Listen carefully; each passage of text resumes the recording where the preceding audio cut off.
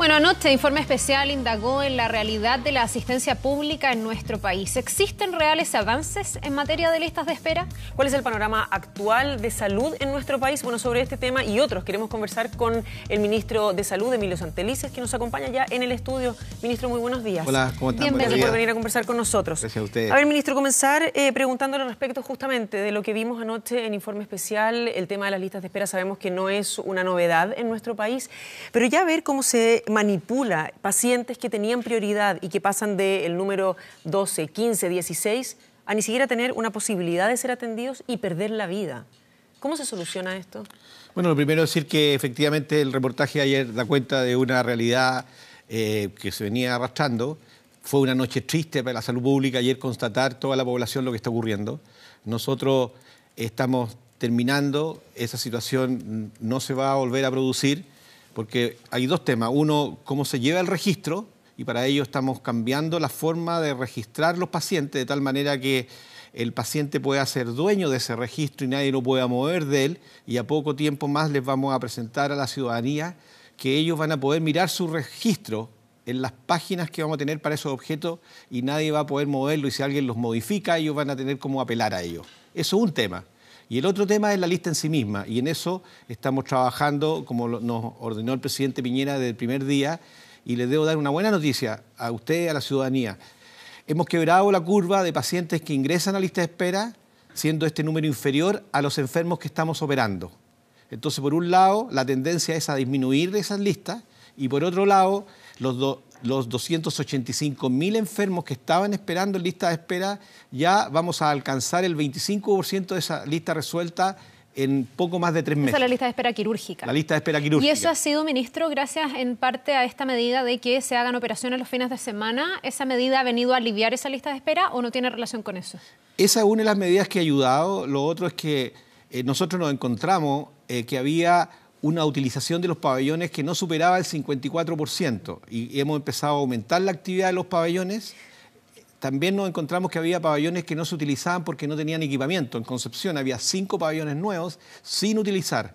Pues hemos incorporado los equipamientos, es decir, estamos mejorando la utilización, los equipos médicos también se están incentivando, estamos aumentando las coberturas los fines de semana, es decir, estamos gestionando como se debe hacer en salud. Pero, ministro, ¿cómo se cambia la situación actual en la cual muchos médicos trabajan para la salud pública durante las mañanas, pero en las tardes tienen un incentivo mucho mayor que es la salud privada, donde reciben un sueldo también más alto?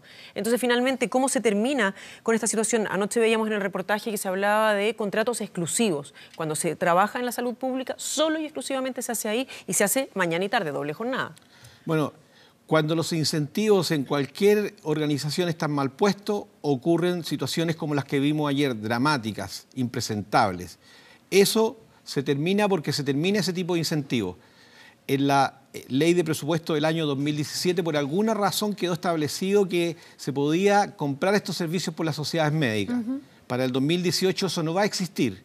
Y yo he dado instrucciones claras y precisas, que los contratos se hacen con los médicos y se pueden establecer incentivos, pero legítimamente establecidos sobre la base de mayor actividad. De esta manera, entonces, no hay doble estándar. Y por otro lado, el incentivo está asociado al ingreso normal del médico mientras trabaja en el hospital. Es decir, si él gana un sueldo, ese pago por ese mismo acto médico no puede tener un valor superior. Entonces, de esa manera nosotros vamos a modificar esta situación de raíz. Ahora, ministro, uno se alegra que esto se vaya a modificar y que ya no operen así estas sociedades médicas, pero también se pregunta por qué esto ha ocurrido. Y anoche vimos una crisis administrativa importante con las listas de espera, pero vimos también una crisis moral importante en el sector salud. Cuando hay médicos que, como decía Carola, trabajan durante las mañanas, tienen cargos directivos y que luego venden sus servicios a ese mismo establecimiento durante la tarde para poder tener mayores recursos o mayores ganancias. ¿Qué le parece que los médicos actúen de esa forma? No quiero generalizar, pero sí aquellos que pertenecen a estas sociedades médicas que anoche fueron expuestas en este reportaje. ¿Hay un problema de ética en la formación de los médicos en Chile? Bueno, quienes actúan de esa manera, sin duda que están faltando la ética. Afortunadamente, no son una mayoría. Y por eso yo he estado trabajando junto a los equipos de salud, he estado recorriendo todos los hospitales en Chile, juntándome con los médicos, en primer lugar, para decirle, esta es la línea. No hay que olvidar que los hospitales son de los ciudadanos, son de la gente. No son ni de los médicos, ni de los gremios, ni incluso de las autoridades. Los hospitales son de la gente y quienes estamos en ellos estamos para servir a la gente. Y ese es un mensaje claro y categórico que nosotros no lo vamos a modificar. Perdón, ministro, pero ¿cómo se sanciona cuando alguien sale de esa línea? Bueno, porque en el fondo aquí uno supone que la formación de un médico está hecha sobre bases éticas que no deben ser transgredidas, pero el informe especial de anoche deja en evidencia que hay quienes sí transgreden y que esa formación ética a veces se olvida porque hay incentivos aquí para rezagar gente en la lista, para obtener bonos o para vender servicios de forma privada y de alguna manera engañar al Estado, porque esos servicios se podrían prestar en la red de salud pública. ¿Cómo se sanciona o solo podemos apelar a la ética de las personas? No, yo creo que hay varias medidas. Uno, no poner mal los incentivos, que es lo que estamos haciendo ahora, modificando esa situación. En segundo lugar, siendo muy claro con los directivos de hospitales que gestionen adecuadamente y que tomen las medidas para que frente a esas situaciones se sancione al profesional que se está saliendo de la línea. Y eso, de hecho, lo estamos haciendo. Yo me he encontrado con muchos hospitales en que había médicos que operaban un enfermo a la semana y operaban 10 enfermos fuera de su horario. Un precio mayor. Claro. Esos médicos han quedado fuera de la línea. Lo hemos sacado, han perdido la jefatura. Y en tercer lugar están todas las acciones administrativas y están los instrumentos. Lo que pasa es que hay que aplicarlos.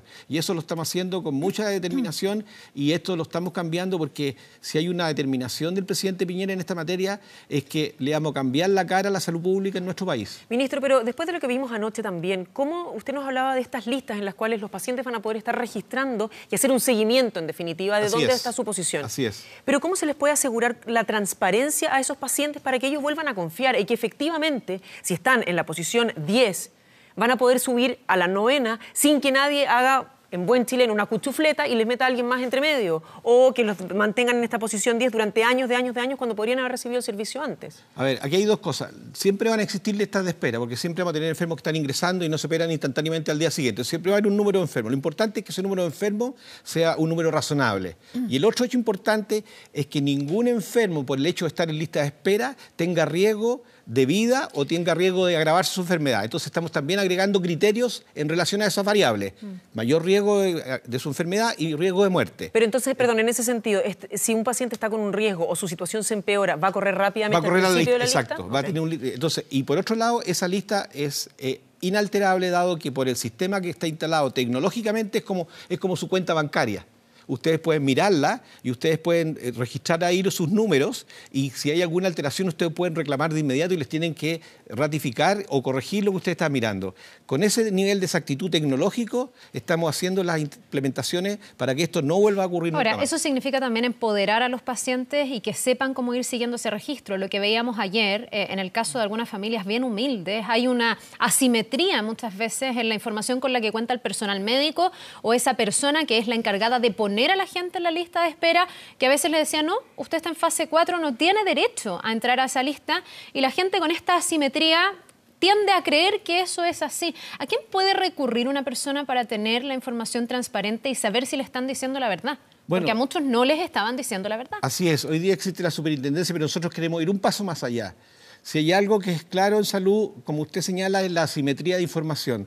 Nosotros vamos a transparentar toda la información de salud. Y digo, vamos a hacerlo porque esto es un desarrollo tecnológico profundo por el cual estamos avanzando y que durante el segundo semestre ya empezará a ver su fruto.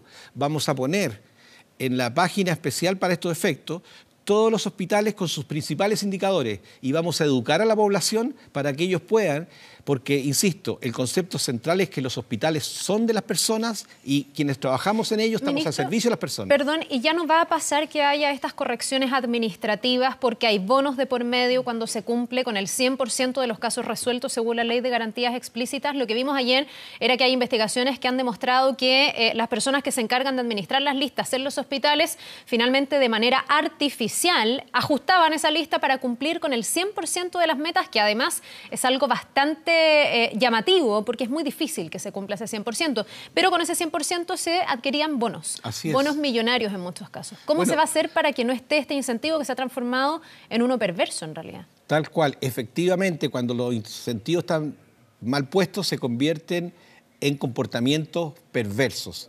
Lo que vamos a hacer, por otro lado, además de lo que señalaba anteriormente, es que para la programación del 2019, todos los indicadores de gestión de los directivos de los hospitales y de los directivos de los servicios de salud se van a orientar a que efectivamente incidan favorablemente a los pacientes, no a ellos.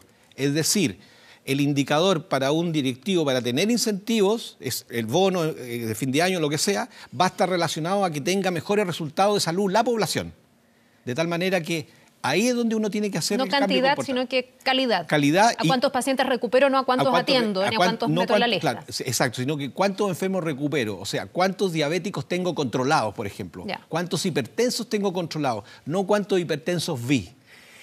Ministro, lo quiero llevar a otro tema, la discusión del proyecto de ley de eutanasia, en el cual durante la comisión de ayer en la tarde usted estaba presente, no se llegó a discutir el tema, hubo un choque y una polémica importante entre aquellos que lo apoyan y aquellos que no.